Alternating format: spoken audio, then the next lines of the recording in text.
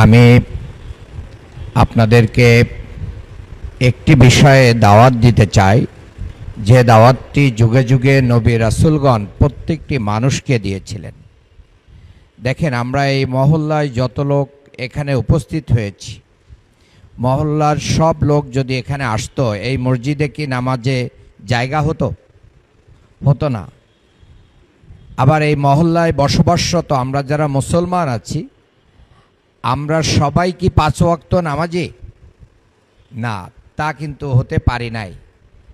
আবার আমরা যারা এই মহল্লায় আছি, সবাই কি কোরআন পড়তে পারি না।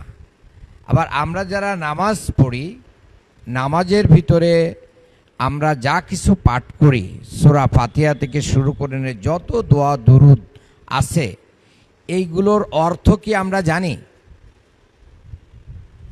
হিসাব করে দেখেন, আমরা যারা মুসলমান, আমাদের ভিতরেই একটা বড় অংশ আমরা নামাজ নিয়মিত পড়ি না। আমরা যারা মুসলমান, আমাদের ভিতরের একটা বড় অংশ মানুষ আমরা কোরআন এখনো পড়তে পারি না।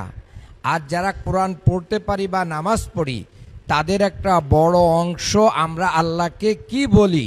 এই 4 রাকাত নামাজ পড়লাম, নামাজের ভিতরে কার সাথে কথা বলেছি বলেন? আল্লাহর সাথে কথা বলেছি। কি বলেছি?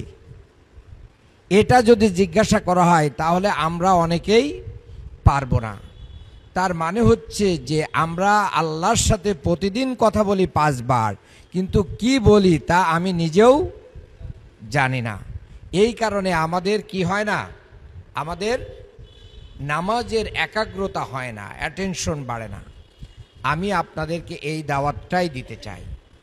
বাংলাদেশ জামাত ইসলামী আলাদা কোনো ইসলামের দাওয়াত দেয় না, কোরআন এবং সুন্নাহর দাওয়াত দেয়। আপনাদেরকে কোরআন পড়ার জন্য দাওয়াত দিচ্ছি। মহল্লার প্রত্যেকটি মানুষকে নামাজি বানানোর জন্য আমরা সবাই মিলে সেই প্রচেষ্টাটা অব্যাহত রাখবো ইনশাআল্লাহ। মহল্লার ছোট বড় বৃদ্ধ সবাইকে কোরআন শেখানোর এবং শিক্ষা করার জন্য দাওয়াত দিচ্ছি।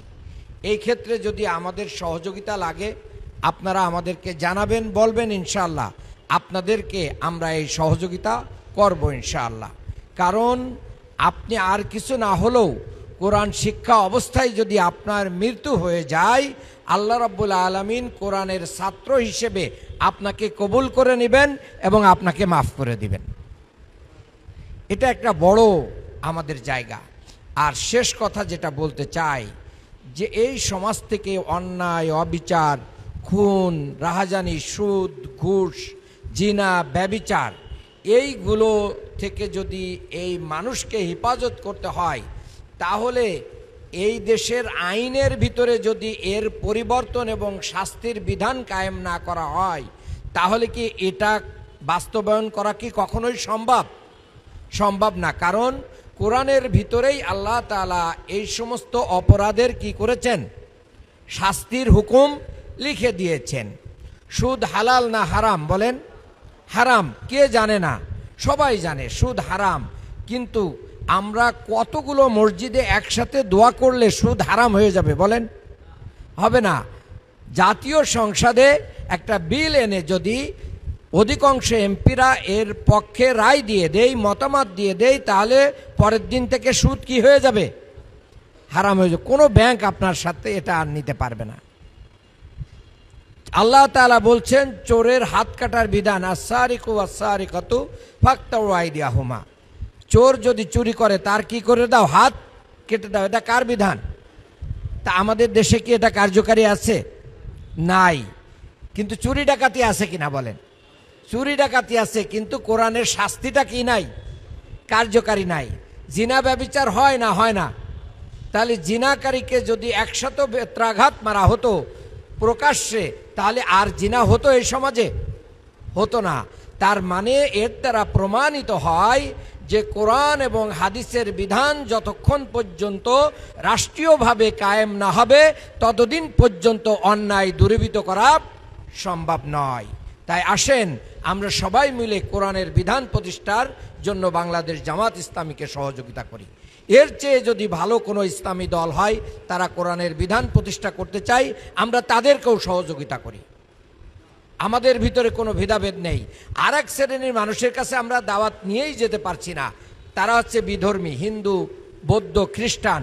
তাদেরকেই তো আমাদের ইসলামের দাওয়াত দেওয়ার কথা ছিল, কিন্তু আমরা নিজেরাই নামাজি না, আমার সন্তান নামাজি না, আমার স্ত্রী নামাজি না, আমরাই কোরআন বুঝি না, কোরআন মানি না, তো বিধর্মীর কাছে কি দাওয়াত নিয়ে যাব?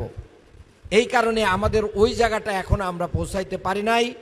আগামী দিনে আমি একজন বিশ্ববিদ্যালয়ের শিক্ষক, আমি ঢাকা বিশ্ববিদ্যালয় থেকে পিএইচডি করেছি, আমি কুষ্টিয়া ইসলামী বিশ্ববিদ্যালয়ে আল হাদিস অ্যান্ড ইসলামিক স্টাডিজে অনার্স মাস্টার্স করেছি, হাদিসের উপরে 5 বছর লেখাপড়া করেছি। ইনশাআল্লাহ আমি আপনাদেরকে বলতে চাই, এরকম একজন শিক্ষক, একজন ইলমুল হাদিস শিক্ষা গ্রহণকারী একজন ছাত্র হিসেবে, বিশ্ববিদ্যালয়ের একজন শিক্ষক হিসেবে আপনাদেরকে বলতে পারি, আপনারা যদি আমাকে এই এলাকার ঢাকা 6-এর বিশেষ করে সূত্রাপুর, ওয়ারি, গান্ডারিয়া এই এলাকায় যদি খেদমত করার সুযোগ দেন, এই ওয়ার্ডে আপনাদের যে সমস্ত ইসলামের পক্ষে ভূমিকা রাখার সেগুলো রাখার চেষ্টা করব, এবং অন্যায় অবিচার দূরীভূত করে মাদক মুক্ত রেখে শিক্ষার আলো জ্বালিয়ে দিয়ে এলাকাকে আমরা সুন্দর করার চেষ্টা করব।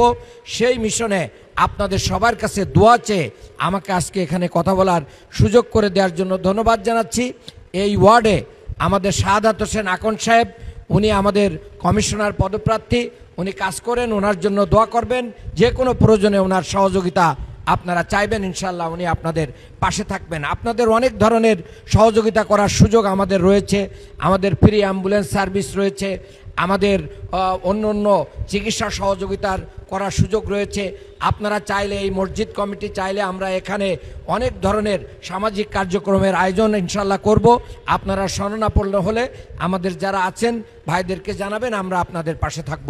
আমি আবারও আপনাদের প্রতি কৃতজ্ঞতা প্রকাশ করে আমার জন্য দোয়া চেয়ে, সবার জন্য দোয়া চেয়ে শেষ করছি। বিশেষ করে ফিলিস্তিনি মুসলমানদের জন্য আপনারা দোয়া করবেন, আল্লাহ তাআলা যেন তাদেরকে নিরাপদ করেন এবং এই ইসরায়েলি বাহিনীদেরকে আল্লাহ তাআলা ধ্বংস করে দেন। আমিন। আসসালামু আলাইকুম রহমতুল্লাহ।